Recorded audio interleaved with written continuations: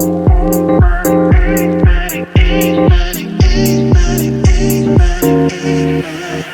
everyone, to the Al Heron Talks podcast. This is episode 1 of season 2. So season 2 gets started today with a very special guest. And by the way, Benita is not here yet. She'll be here a little bit later today because we'll be recording another session and she'll be involved in that. So in case you were wondering, she is a part of season 2. So Benita made the cut. You back, girl.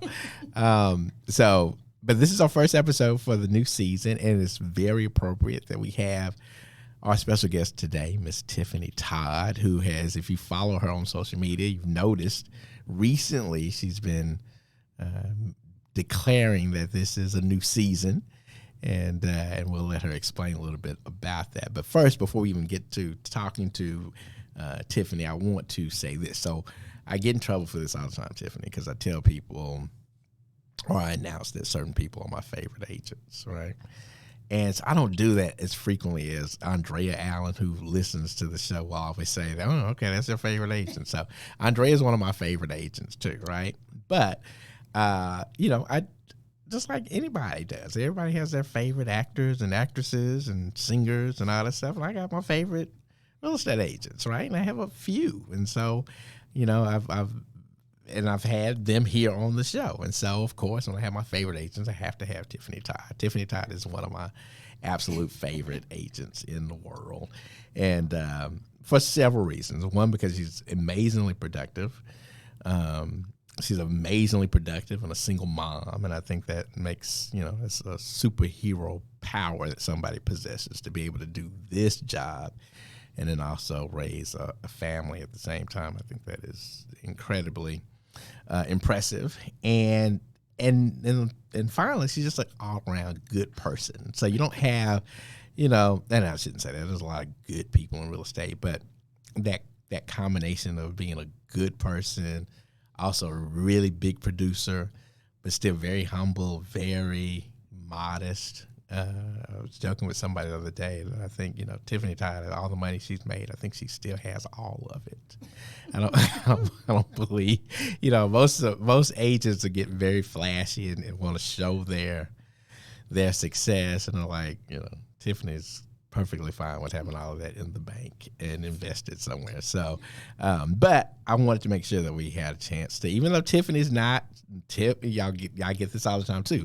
Al, do you don't have monument agents and monumentals on? And so, no, unfortunately, Tiffany is not a monumental, but she's where she's supposed to be, where she's been led to be. And so we're happy for her there at TD Realty, which is a very fine establishment. We all, there's so many great brokerages around, and so people just need to go be where you feel like that's where you're supposed to be, and so that's where she is. So, it'd be great if she was here, but that's okay. But we wanted to bring her here because I want to showcase as many people as possible who are doing great things, and doing great things in a very significant way and impacting lives of others. And one of the great things about you and many of the other guests that we have, you're not afraid to share your knowledge and your insights because you believe that you've been blessed in doing this, and that you feel like, there's an obligation with that blessing to make sure that you're able to share the things that you have and help others get to that level. So without further ado, welcome to the show, Miss Tiffany Todd. Well, thank you. Thank you for having me, Al. It's always a pleasure to be in your presence. So let's rock and roll. Okay, very good. And so I told Tiffany earlier she needs to use her outside voice. She's trying to use and I learned this off air, that apparently she changes her voice and doesn't speak. She speaks much more softly in public settings because she says if she talks too loud, then her East Texas accent comes out. And so I told her that's part of her. If you watch her on YouTube or see her on Facebook when she's shouting at everybody in the mornings, you hear that when she starts talking, hey, y'all. So I'm like, that's not a secret. We know what you sound like. So feel free to be yourself and speak like you normally speak. But what we like to do, Tiffany, before we really get started into the main stuff, is to ask a few fun questions so people can kind of know your personality. So people know you, but I don't know that people know you, like that, because I know you're a very private person. But I want to ask this question because one of your best friends in the business and in life is Miss Tanisha Lusk, who was on here. Yes. And she shocked us with her answer to this question. But we were asking her when and I'll ask this of you, if you are needing some music to listen to before going into a presentation or going into something that you really want to go in and slay the day, right? You want to go let them know who Tiffany Todd is. What are you listening to? Okay, so I'm gonna be honest. Yeah, so you see how it's coming out. Y'all hear the voice changing and everything. So if I'm going to speak and I need to amp myself up, I'm turning on some Screw. I'm sorry, that's what I'm turning on. DJ Screw freestyle, because I'll start a freestyle. You'll start a freestyle. I will start freestyling. Yes, I will. And that's like put me in that zone, because then when I get there, so like when I was on the real estate panel, I was very nervous. Okay. Almost to where I almost didn't do it. Really? And that morning, it kind of started a little shaky. And so as I'm driving down I-20, turn on that DJ Screw, and I had it up loud. And then I was in and out of lanes.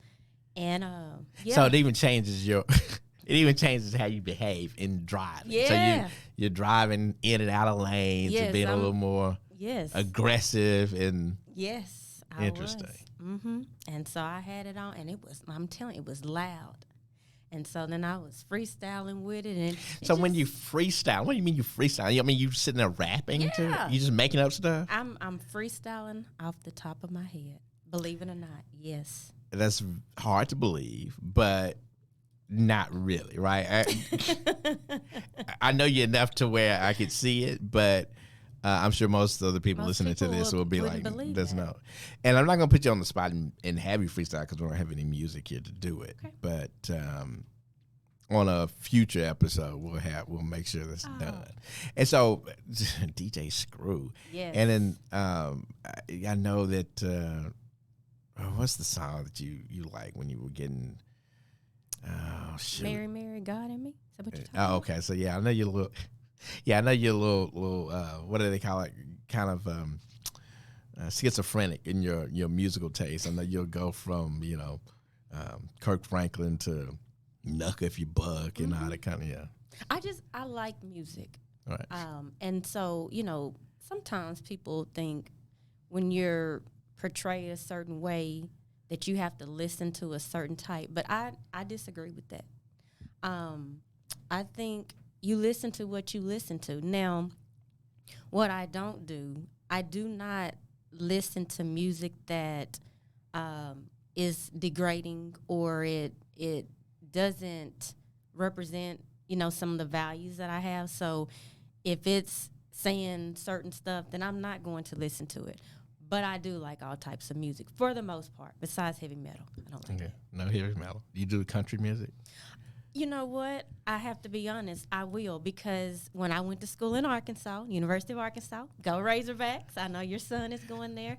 We did not have an African American radio station, and so I was at work and I wanted to listen to music, and that's all we had. So I started. But you had more than country music, but you were listening to. I mean, we did not have a African American radio station except for 1 hour on Wednesdays, and so and this is not that long ago, right? So this is when 21 years ago. Yeah. Yeah.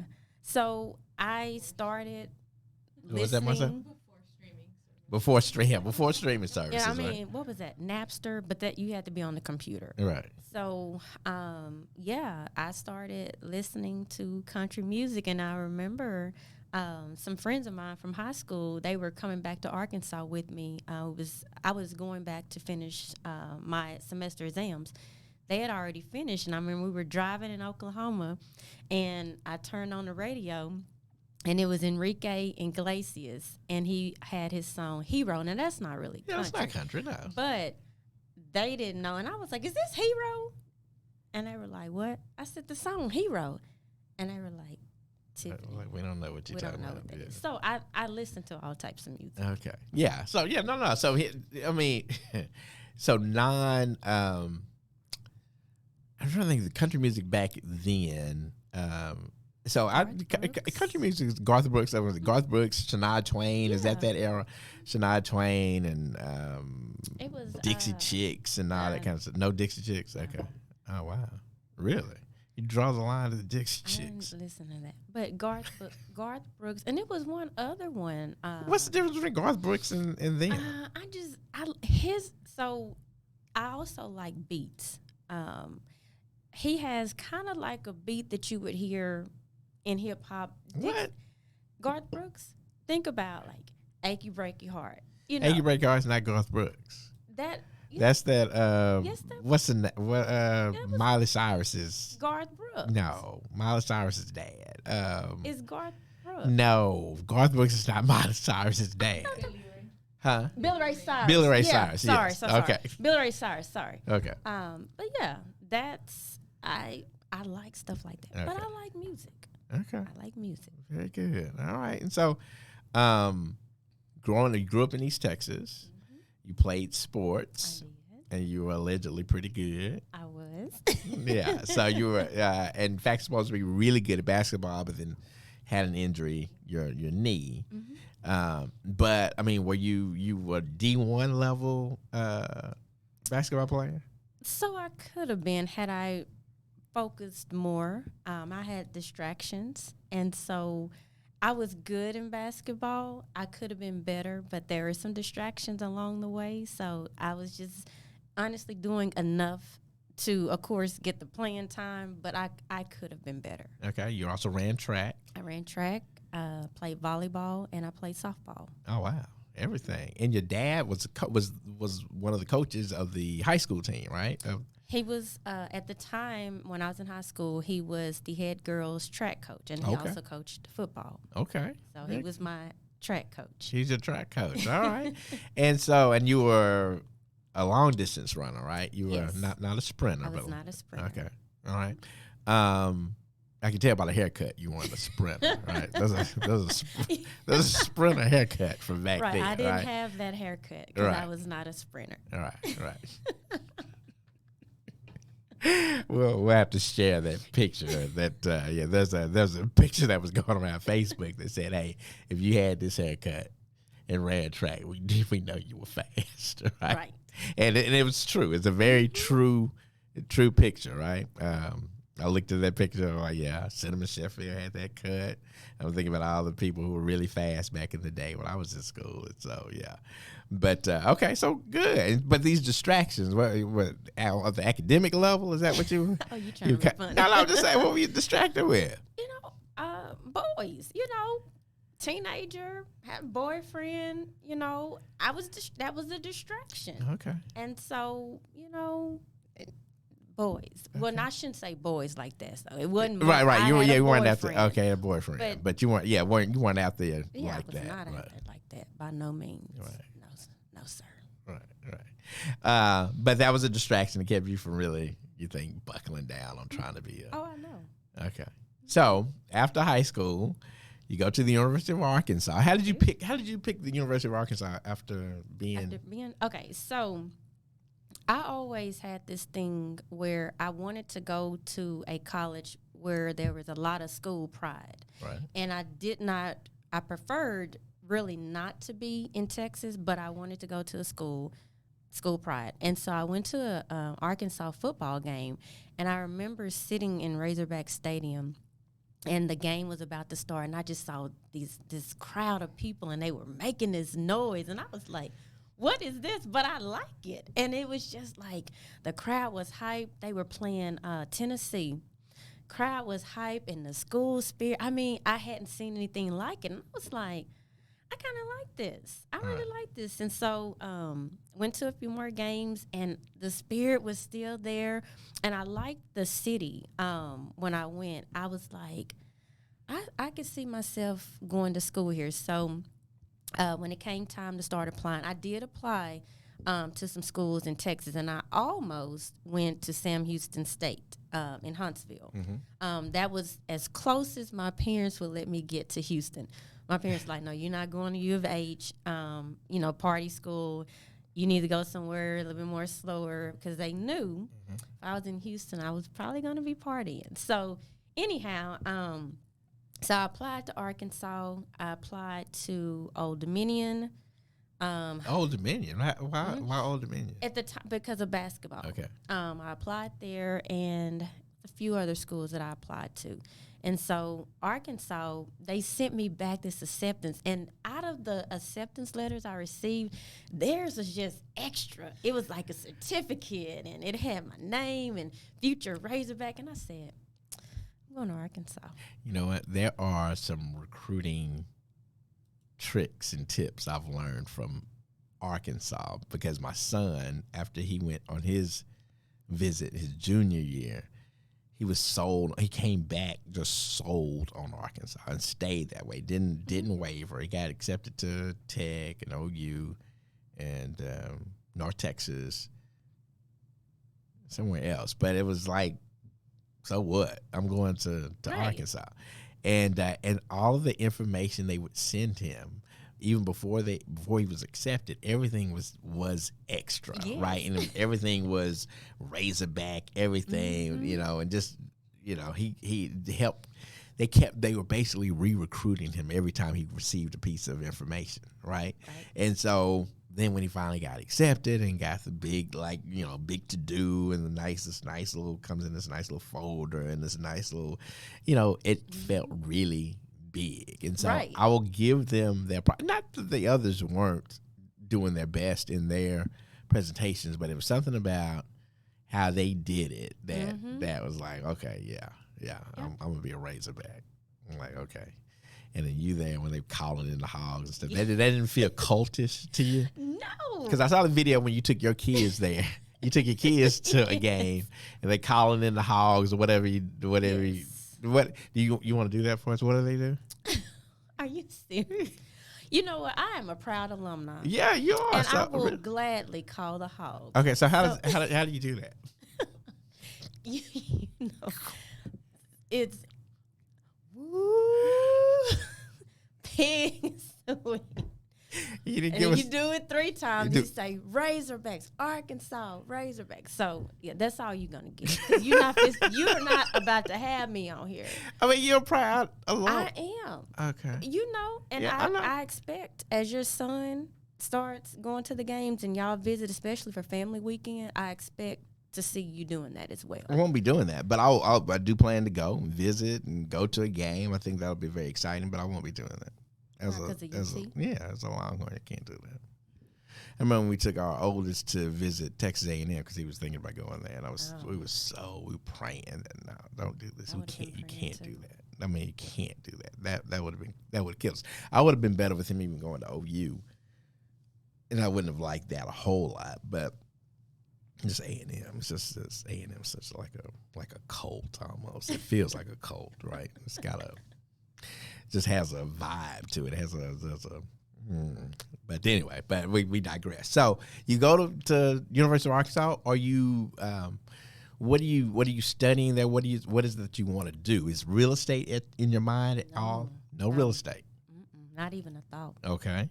So I originally started out double majoring in broadcast journalism and human environmental sciences. Okay. And so I am actually 3 hours short of a degree in broadcast journalism. Okay. And so I But you got the degree in. I have a Bachelor of Science degree in human environmental sciences, okay. And I have a minor in rural sociology and okay. Human studies. What is rural sociology? Okay, so I know you were going to ask that. So it's a running joke. So as you'll learn, so I finished, they have them broken up into colleges. So they had like Bud Walton School of Business and all that. Well, I finished out of Dale Bumper's School of Agriculture and Food Life Sciences. So I actually graduated in a barn. Yes, it's a part of the University of Arkansas. and it was a barn, and they had put some stuff down, but I graduated in a barn. And so my friends would laugh at me and be like, you don't even have a real major, because one of the classes I would get laughed at about was I took a class called household equipment. Household equipment. Yes. And we Was that an elective, or that was No, part that's of a you? That was part of the yes, that was core one of- curriculum. mhm, Household. that I had to take. All right. And so I would get laughed about that household equipment class. I took a 4-hour cooking class. I had a 2-hour sewing class. But basically, what I would tell them, my degree is focused on things we use in everyday life. I had a financial class. I had a class that talked about the dynamics of family, like functional and dysfunctional, Okay. gerontology, how to care for aging parents. So I feel like even though they laughed at my my degree, that added value to my life. It helped me be a little bit more well versed in things, and adding that broadcast journalism piece, it even opened me up because I don't mind talking in front of people. Mm-hmm. So looking back, and I was thinking about this just on Monday when I was just kind of reflecting over my life, how I'm starting to see now at my age how things that were happening in life were piecing together for this journey that I'm on. So it's kind of like when you're looking to find your purpose, you always wonder, what is my purpose? What am I called to do? And I was just thinking back to everything up until now, and I'm like, oh, okay, that's why this happened. That it's like kind of putting the pieces of a puzzle together. Mm-hmm. So I went to Arkansas. I was there, finished in 4 years, a member of Delta Sigma Theta Sorority Incorporated. And I was also a student ambassador for the Dell Bumpers. Okay. And so we would, do different little things. And again, you know me, I have a helping, giving type spirit. Mm-hmm. And I've always liked to help others be involved. And so, again, at college, that was shaping. And even in high school, I was in PALS class. And that was based on community service. And so, again, as reflecting, I'm putting pieces together of the woman that I've evolved and continue to evolve in today's time. So I finished at Arkansas. Well, before we finish Arkansas, though, Mm-hmm. so, and that's great. So I think there's also, though, there's a lot of grit to you that a lot of people probably won't. Now, if they go look at some of your old pictures from high school, back when you were, a basketball player, Starched down jeans, wearing the starched down jeans and the baggy T-shirts, and then also the what do you call it, shirts, the fleece looking kind of I don't know if they were fleece, but they had the patterns on them, kind of like the you heel fit. They were heel. well, fit. but you also had some stuff that looked like you kind of had a South Central look too at times, right? Like Minster Society kind of look on some of those pictures. Yeah, I dressed in today's time like a dude. I mean, I had the starched down jeans that I took pride in starching down my jeans and wearing a pair of boxer shorts up under my jeans. And, it was nothing for me to even find like one of my dad's shirts and put it on and have a pair of kicks. Dressing like I dressed today, that was almost like a no. All right. That was just me. That was me. And my friends were like that. We all listened to Screw. That is all we listened to. Now, a lot of people out there probably going, okay, what is DJs? Screw? Okay, Yeah. that is music that has been slowed down, and then just to sum it up, you had people that took songs, slowed them down, and they would rap off of it. Right. And that is what I drove around with my music loud, my windows down, my friends and I listening to. Right. That was it. Right. Even to the point where that's how you went to Arkansas. You were at Arkansas like that too. Yes. And then there was change. But also you had another big event that took place while you were in Arkansas. You ended up pregnant. Yep. So I was going to tie back into that. So that's why I dropped the last 3 hours of my broadcast journalism, because the last class I was pregnant and I couldn't carry around that heavy equipment or whatnot. So I knew I had a degree. I was going to finish up. And so I dropped that fall semester, which I ended up, the second semester, I didn't have any classes because I had finished. And so that gave me time. Ariana, my daughter, was born April 13th. Our birthdays are 2 days apart. And so when I walked in the barn, she was not even 6 weeks old. Oh, wow. Yeah. Have you thought about going to get those last 3 hours and get the journalism piece? No. Nah, you're like, whatever. No. I'm good. Okay. So you have a baby. Mm-hmm.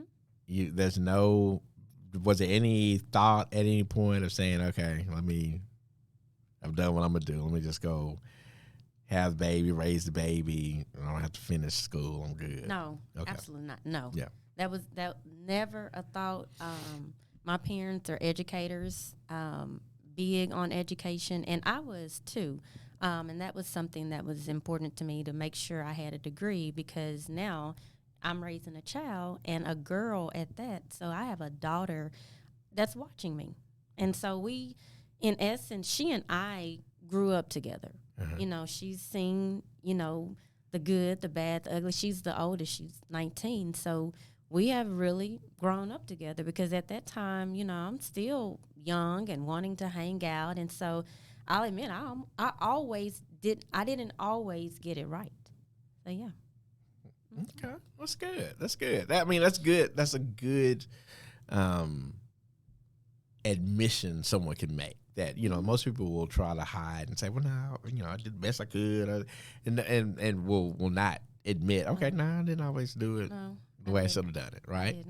But you finish school and you go into teaching. Did you go into teaching right away? Mm-hmm, okay. I did. And that was here in Dallas, or did you go somewhere else? Actually, when I finished, I started teaching pre-K at a Head Start in Springdale, Arkansas, and I absolutely hated it.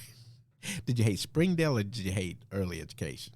I was not a good fit for early education. Okay. I have a lot of patience, so that wasn't the issue. When I do something, and I think I've told you this before, I don't do things just to say I'm doing something. There has to be purpose or some type of value. And if I feel like I'm not connecting, or we're not vibing, or I'm not doing what I'm supposed to do, then I know that that's not where I'm supposed to be. So with the pre-K, I love kids in general. It doesn't matter the age, but I just didn't really feel a connection. And so I was like, okay, I may need to look into doing something else. And I always had this dream of living in Dallas. So when we would come up here to Dallas, my dad has 2 brothers that stay up here, and we have some family, so we'd come and visit. And I always said, Dad, why don't we move to Dallas? Because I would tell him, I want to go to Carter High School. And Carter High School, okay. Yes, and really? So when we would be leaving Dallas, I would have him to drive me by Carter High School. Uh-huh. And I would be like, I want to go to Carter. I don't know why. Well, there's a basketball player that played for Carter, girl basketball player, and I liked the way she played, and I always said, I want to go to Carter. But I always said, I'm moving to Dallas. Okay. I didn't know how, but I always said, I'm going to live in Dallas. I was always fascinated by the fast-pacedness and just the taller buildings. Because in Longview, we didn't have that. We had, red clay dirt and much smaller scale. And so I was just very intrigued and excited about Dallas. And I said, I'm moving to Dallas. So by any means necessary, I was getting to Dallas. So that first year, taught pre-K. And then after that, I had some friends. They were moving to Dallas. And I didn't know how. I said, I'm moving to Dallas, too. I had no plan. And so what ended up happening, my grandfather passed that summer of 2005. And my godmother, she came to the funeral, and we were talking. And she was like, so what are you doing? And I was like, I'm moving to Dallas. And she was like, well, what are you going to be doing? I was like, I don't know. And she said, well, what do you want to do? She said, what is your degree in? So I told her, and she was like, what is that? Right. So I told her, and I was like, basically, I had to just break it down, home ec. And she was like, oh. So let me back up. She was at the time the executive director of the alternative certification program for Dallas ISD. Okay. So she said, send me your transcript because we're about to start up our next cohort for the alternative certification program. You may be able to qualify for that. So sent her my transcript. She took a look at it, and so she called me. She said, you do have enough, hours, and you have to have at least a 3.0 on your transcript to get into the program. And so basically, I was kind of a guinea pig for the family consumer science piece of the alternative certification. They had never offered that before. They didn't know what it looked like, but that was my ticket to Dallas. Okay. So what I did, my daughter, because she's just one at the time, so my parents, and I'm so grateful for them because they really helped me out a lot. They said, okay, she can stay here with us, while you go to the classes, because the classes were like from, I think, 5 to 9 at night. And then my line sister, she was living in Plano. She was like, girl, you can just stay with me. So I slept on the couch for, I want to say maybe 2 months. And then once the program finished, there was one position for family consumer sciences available in Dallas ISD. There were no more because they were doing away with family consumer sciences programs. So I had one shot. So I'm curious as to why was one still left? If they were getting rid of it, the one. It was one left. Okay. And so. But do you know why? I don't know why. I guess maybe for you. Okay. So she, my godmother called and she was like, there's one position available. And it actually had like just kind of popped up. And she said, I'm going to call the dean and you need to go over there and interview. So I was like, okay. So I go on the interview. I couldn't really gauge how I did. And so a couple of days went by. And mind you, this is about a week before school is starting. Oh, wow. Okay. Yeah. So days are going by, and I didn't hear anything. So I was like, well, I didn't get the job. And I'm thinking, what am I going to do now? Because you've moved. You're here. Moved. Okay. I'm here. But I'm in Dallas. So I'm happy. Right? I'm in Dallas. So anyway, a couple of days before, maybe I want to say like 2 days before school start, I find out I get the job. And so they were like, you need to go down to HR. You need to do this background check, blah, blah. So I go, and I'm there literally all day, only for this lady to come back. And she said, Tiffany Wilson? And I said, yes, ma'am. I'm thinking I'm in the clearance because I've been there all day. She said, I need you to come to the back with me.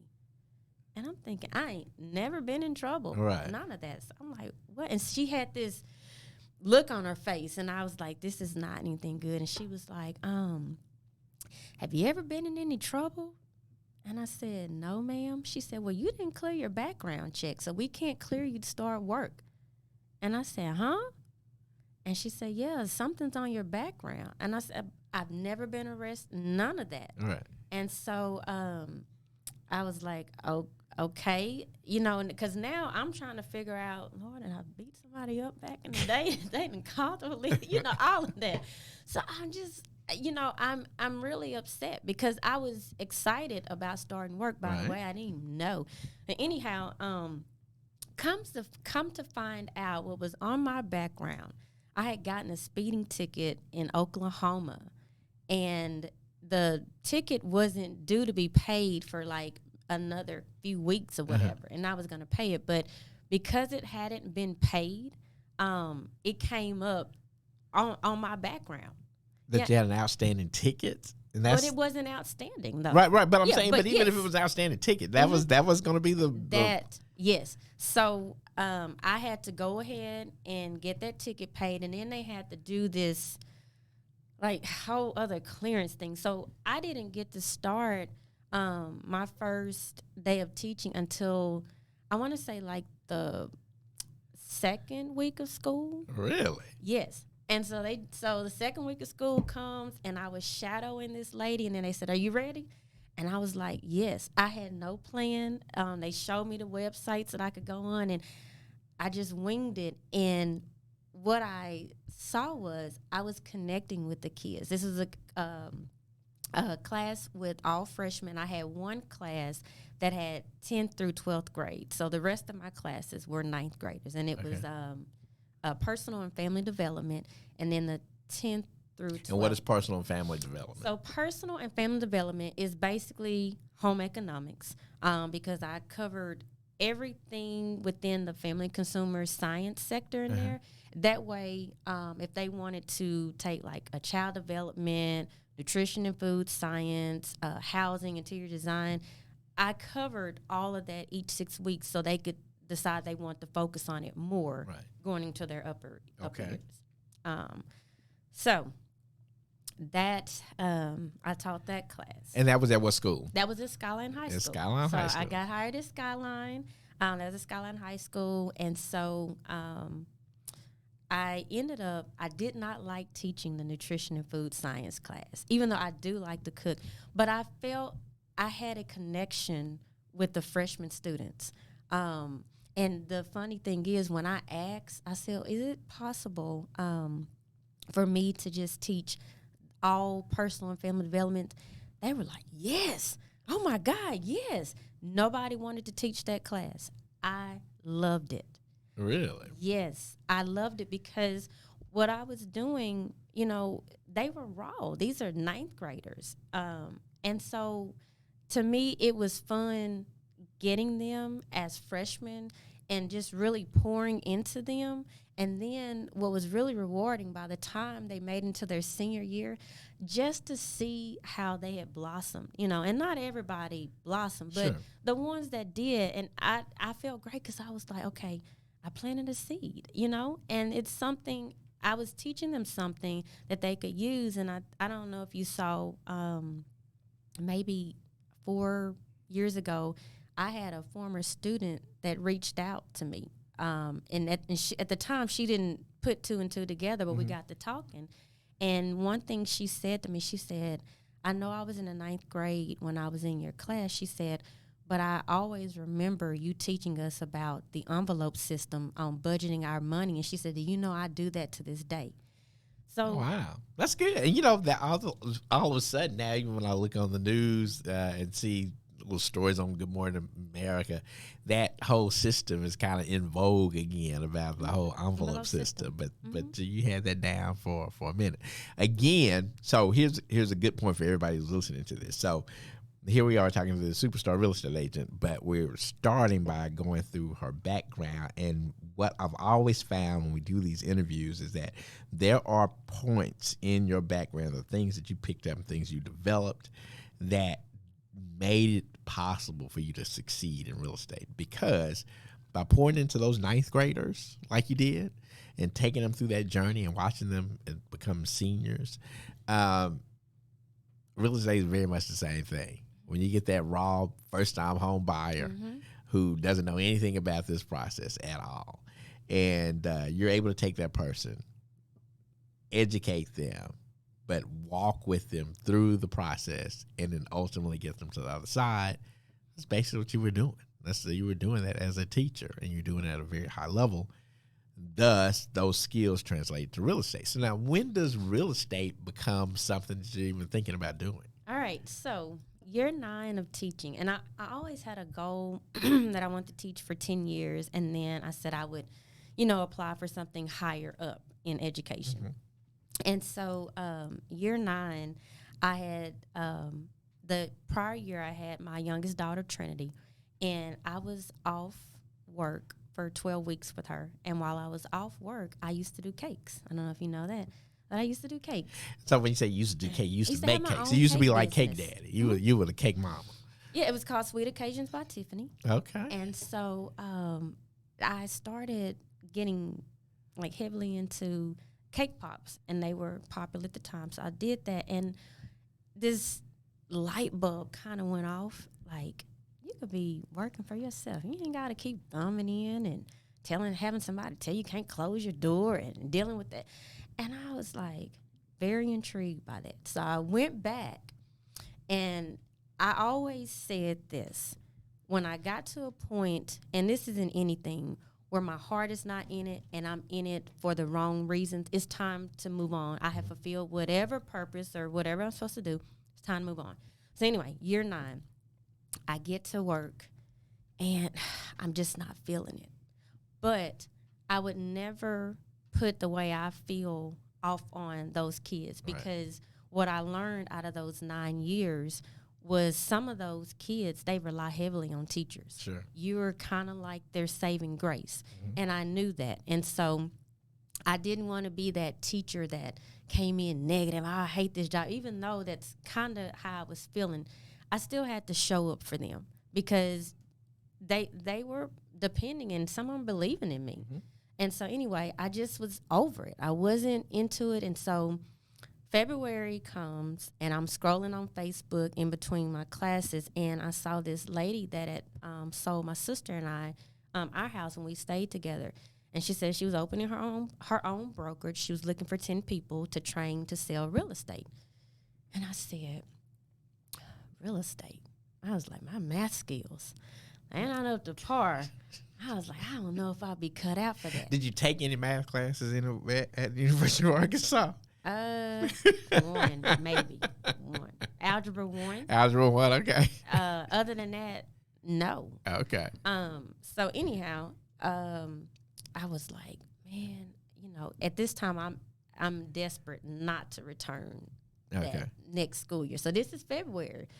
End of the school year is not really that far away or whatever. And so I don't know if you know this, for teachers, at the time, they would send out the contracts like in, I want to say March or April or something, where you had to decide so they could start making preparations or whatever. And so time is winding down. And so I reached out to the lady and I was asking if she had her 10 people. And she was like, no, I think you'd be great for real estate. So that was like February 13th or 14th. I remember being around Valentine's Day. By February 23rd, I was sitting in my first real estate class. I went through Kaplan Professional Schools, and I took the weekend courses. So Saturday and Sundays, I was in class. March 16th or 15th, I was taking my last class. I got licensed on my birthday, April 15th. Oh, wow. Okay. So yes, Okay. that was my birthday gift. Nice. Okay. So you get licensed. You're still at school now. By the way, you're also married now, right? I'm married So you're married, and that was, I don't know what are the rules about. No, never mind. So you're married, and then do you have the conversation with your husband saying, hey, look, I'm not feeling this teacher thing anymore. I want to go do something different. Yes. So the one thing that really was kind of like another green light for real estate. So with him, if I would say something and he would like ask a lot of questions. And I told him, I said, I'm thinking about starting to sell real estate. Now, I had told him early on, I was like, I'm not coming back. And he's like, what are you going to do? I was like, I don't know. He said, well, you need to figure something out. And I was like, I don't know. So when I told him that I was thinking about, getting my real estate license, he said, I think you'd be good at that. It wasn't, well, now why, Right. It was none of that. Right. So I was like, okay. Good. So, Very good. So, and what we find too is that a supportive spouse on something like that really makes a big difference, because starting off in real estate is challenging, right? And and if you have a spouse who's looking like, hey, what's happening? Where the money at? And putting that kind of pressure, you see so many people crack under that and then leave the business. Mm-hmm. And a lot of them leave just before they get the big break. Yeah. So that's good. I'm glad your husband was on board on that. So you all had that conversation. You get your license, and then you finish after the school year, and let them know what? Hey, I'm done. I resigned. So I finished out the school year. I didn't sign the contract, and I resigned. And so that summer, I started, going into the real estate office, trying to understand, because it's a lot different from what you see on TV. It was not a love it or list it situation. It was not $1 million listing situation. It wasn't, oh, you want to see this house? You want to buy it? Right. total opposite. So I had a reality check very quickly. And I've talked about this before, racked up $30,000 worth of debt, broke, no money, frustrated. And that may have been, first year, everything that I got my hands on real estate wise had an issue. And I was like, okay. And then on top of that, and when you say that, when you say had an issue, so in other words, the client may have had some challenges, or if you got a listing, it had challenges. Yes. If any and everything that could go wrong seemed to go wrong with all of your transactions. Yes. And so I was at that company for 6 months, and then that's when I switched over to Central 21. Mm-hmm. And so, like I said, I was getting my hands on stuff, but there was just always something. So I had my dad in my ear. You need to go back to teaching. This ain't working out for you. I don't like seeing you like this. But my grandmother, I would talk to her every day, and she'd say, how's it going? And I'd say, Grandma, I was like, this is not working. And she said, listen to me. She said, just think positive. She said, don't you be sitting up there worrying about anything. And she said, if you need some, you can always call me, because my grandfather just died some months before that. And she said, it's going to work out. You just keep thinking positive. And I said, okay.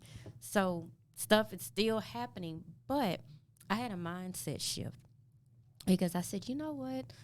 This is happening to me early on. I said, this is God's way of setting me up to be able to help people down the line. I said, because I'm having all this stuff happen to me early on. As I start getting experience and I help people, I will have gone through this and I can help them. And so I started praying. I said, God, if you allow me to be successful in real estate, I said, I promise I will always help the next person. I said, I won't get big-headed. I said, gosh, let me have success in this business, and I will always help and pour back.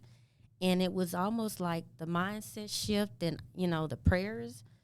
It was like it literally changed almost overnight. My phone started ringing. And then I bet what was happening also, so obviously, those prayers were being answered, but I think early on when you hear agents say, well, everything I had was falling apart and I couldn't do this.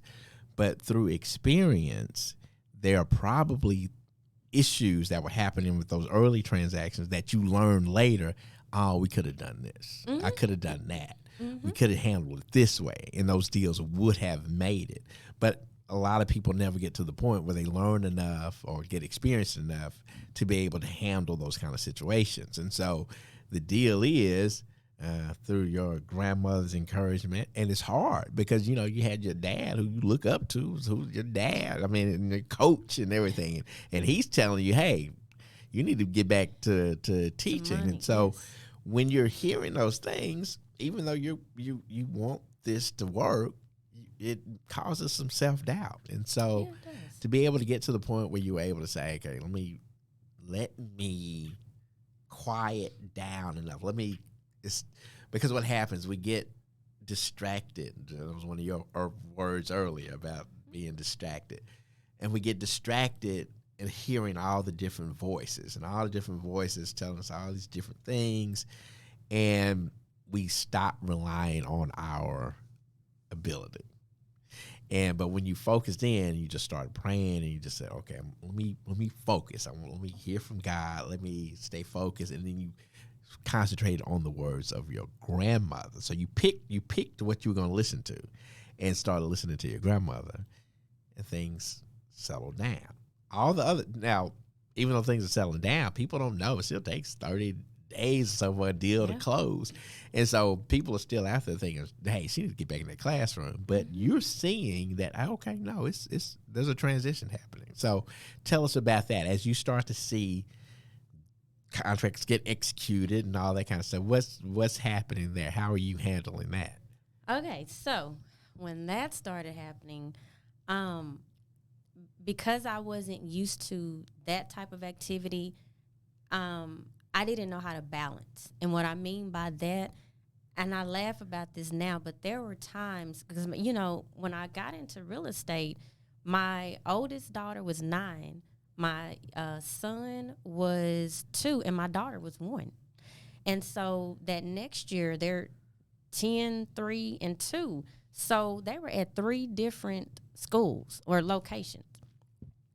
There are times where, you know, I had to go and pick up all 3. Well, I had to pick up all 3 of them. I didn't have any help because my ex-husband was a football coach. So there was no, you know, typically in a traditional marriage, your spouse normally can pick up for the most part. If you're running late, you got that. Well, I didn't have that. You know, my sister stays here, and she sometimes is able to help out as well. But I think I almost had a nervous breakdown because I didn't know how to balance everything. So I'm picking these 3 kids up, and if you have young kids, you know, mama this, let me tell you this, tell you that. And I'm trying to get to this appointment on time, and I'm talking to them, giving them a pep talk. Now, listen, when go in this house, don't touch anything, don't say anything, don't make, if you smell something, keep your mouth shut. You're you know, right. I'm pep talking them and still trying to mentally prepare to, you know, go show this house and, you know, all of that. So the first 2 years, it was a lot because I didn't know. And then when the money started coming in, thank God for my mother. She always said, now, and this isn't anything, you need to always put something back.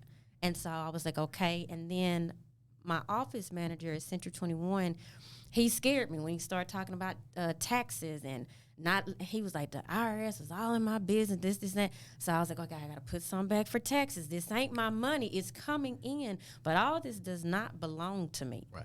So it was a juggling act to try to do, and then still be a wife. Mm-hmm. Still, you know, come home, cook, clean, you know, that was a lot for me. So first 2 years was a little bit of a struggle. And then I kind of got in the groove of things. The kids are a little bit older now, so they know the routine. And so now I have a schedule. Okay, from this time, this is when I'm showing. And then after this time, I'm not taking any calls. I'm cutting it off because the first 2 years, I think I was so excited and I was helping people. You know, you could call me at 10 o'clock at night and I'm answering, hello, this is Tiffany. Mm-hmm. And all that had to be shut down. Right. Because it got to be too much. It was taking a toll on me. So then I really started, I guess you'd say, putting systems in place and having some boundaries there when it came to my clients. And even with my kids, and then us as a family, making sure work wasn't overshadowing, you know, time with family. So, you know, we started going on vacations. And I remember the first vacation we went on, I was nervous because now my phone's ringing and I'm like, you know, what I'm gonna say? I gotta say no to these clients. I can't do it. That was a challenge for me.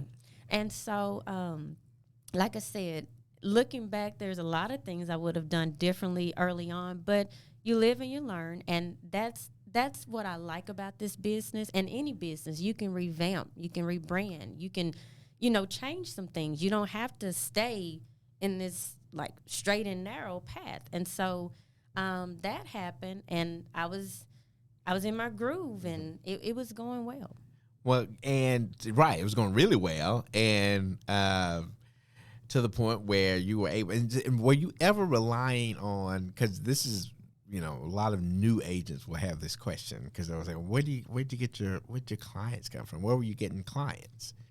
Okay, so me, I started this thing on Tuesdays called Tiffany's Tuesday House Pick.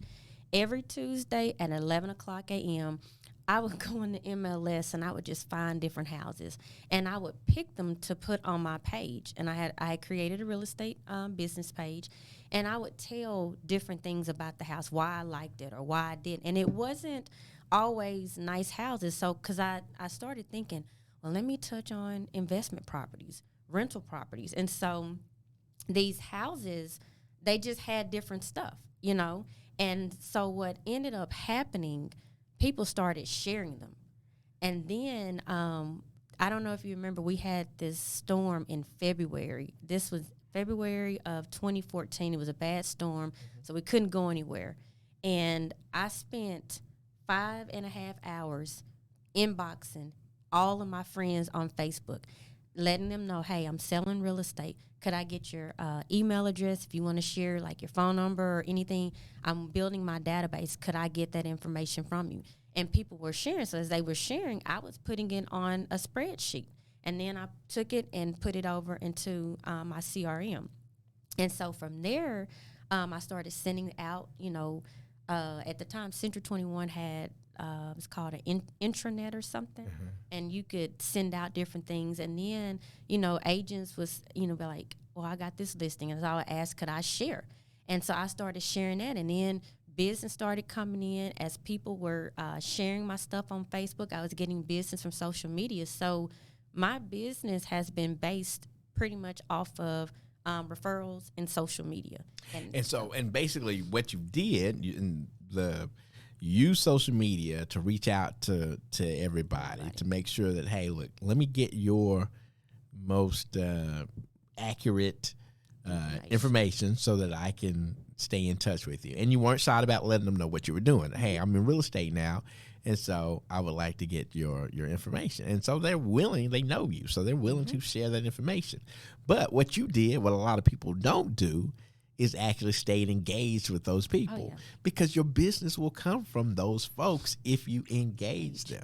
Mm-hmm. And the cool thing that and you've done, and you're a proponent of staying trained. I know you do Brian Buffini and others, and as Brian Buffini teaches, and many of the other coaches out there, is that staying actively engaged with your database will ensure that you will have a pipeline of business that will be able to take care of you for a very long time. And so creating that whole what do you call it? The Tuesday thing. What was the name of it? Tiffany's Tuesday House Pick.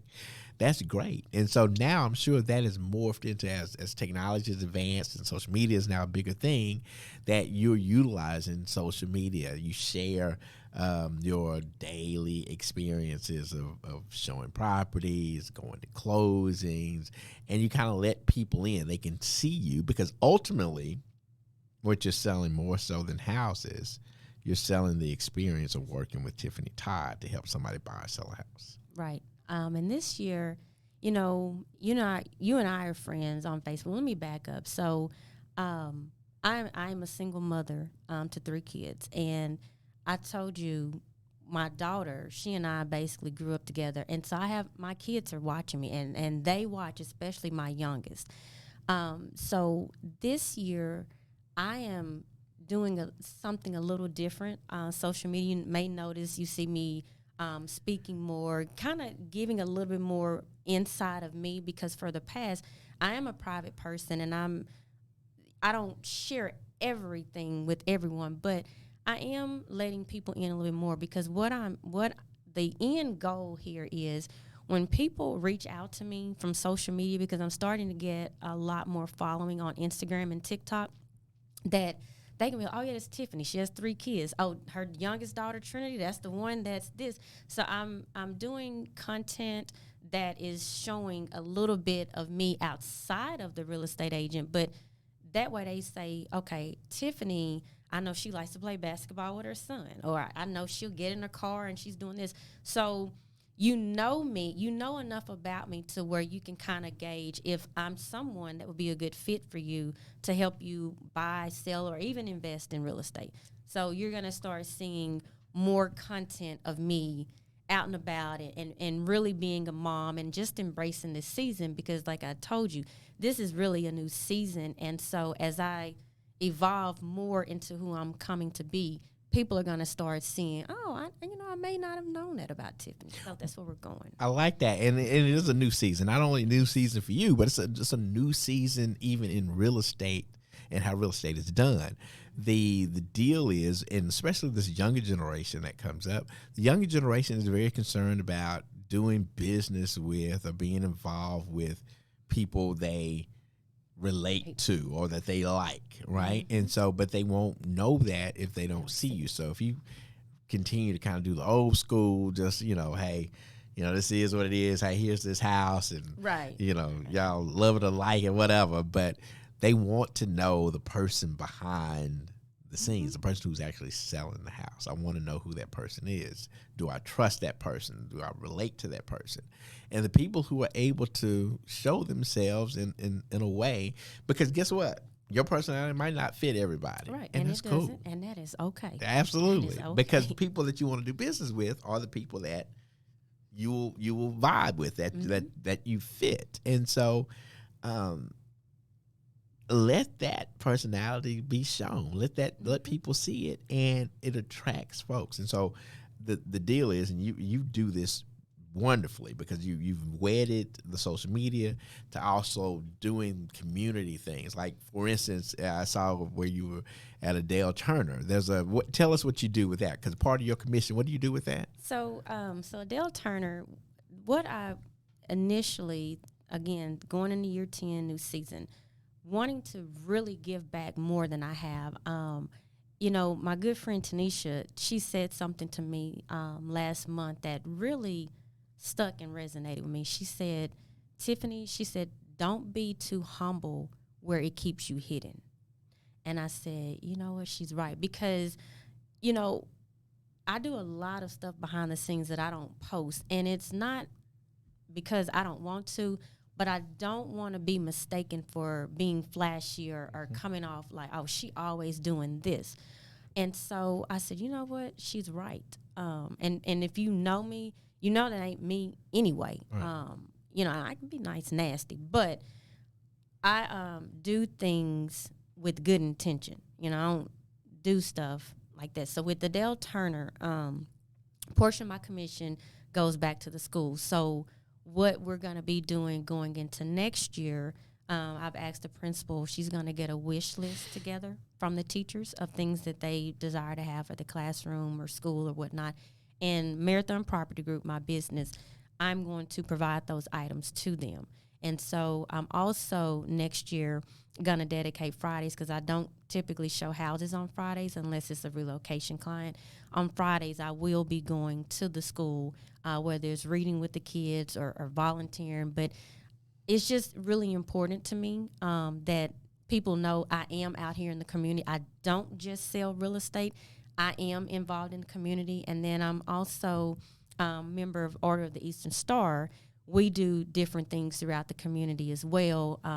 Not just, feeding the homeless, but we are empowering other women, single mothers or mothers that may have, fallen on hard times. And so that is a very important piece of me, because like I said, I like to help people. That's not something I do for show.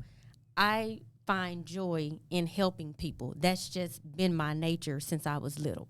So that's what I'm doing. And that's excellent, because you're doing, I would say, and I heard Marvin Jolly say this one time, that he likes to do well by doing good. Right. So he wants to do well financially and for his family, but he wants to do it while at the same time doing good for others, being a benefit to society. Mm-hmm. And there's a correlation between the two. You will do really well when people are able to witness you doing good things for others. Right. And because those people will be like, hey, I want, that's who I want to help me, mm-hmm. And so it works perfectly, but a lot of people feel like, oh, shit, I don't have time for that. I don't have time to do all that. Really? Yeah. So I love it. I think it's great. Is there one piece of advice that you would give to somebody, and not necessarily, Tanisha Lusk actually said the exact same thing when she was on our podcast the other day about don't be too humble that you stay hidden. Is there a piece of advice that you would share with somebody who's, whether they're new or experienced, but some piece of advice that would help somebody advance their career? A couple of things. Don't be transactional. Be authentic. And if you're doing this outside of being an advocate for your client or helping them obtain the dream of home ownership, you might want to find something else. And I say that because I get inboxes and people say, I want to sell real estate so I can make a lot of money. And I have to ask them, are you just coming in for the money? Because if that is what it is, you won't last long. Because there's a lot, and you know this as an agent, that goes into being a good agent. It doesn't stop when you sell them a home.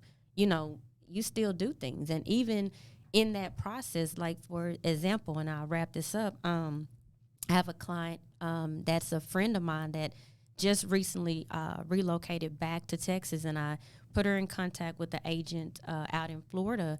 And she doesn't know this, and she's not going to know because she's not listening to this podcast. But we did a walkthrough of her house yesterday, and she has had some very traumatic things happen to her. And so what I'm going to do when I get my referral check, this is going to go towards the remodel of her house because she does not have the means to be able to do that. And I do.